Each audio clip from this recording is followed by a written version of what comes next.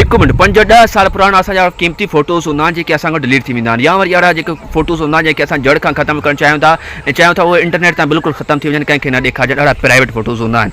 इहे ॿई शयूं हिकु त यादगिरी लाइ ॿियो हिकु पंहिंजी सिक्योरिटीअ लाइ पंहिंजी हिफ़ाज़त लाइ।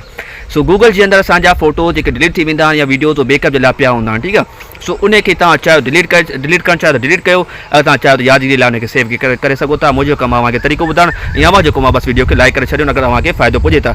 सो इन लाइ तव्हांखे गूगल क्रोम में वञिणो आहे, उनते लिखिणो आहे गूगल फोटोज़।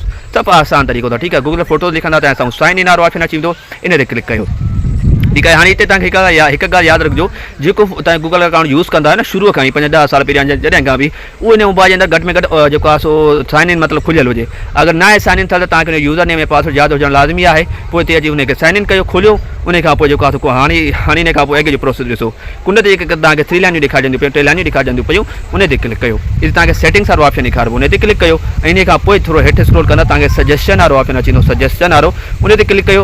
उन खां थोरो हेठि स्क्रॉल कंदा तव्हांखे अनसेव क्रिएशन वारो ऑप्शन ॾेखारिबो। ॾिसो तव्हांजे साम्हूं उहे फोटोज़ वीडियोज़ अची वेंदा जेके तव्हां कुझु टाइम पहिरियां या डिलीट कया हूंदा या जेको आहे सो रिसाइकल में हलिया वेंदा, उतां बि तव्हां डिलीट करे छॾिया हूंदा।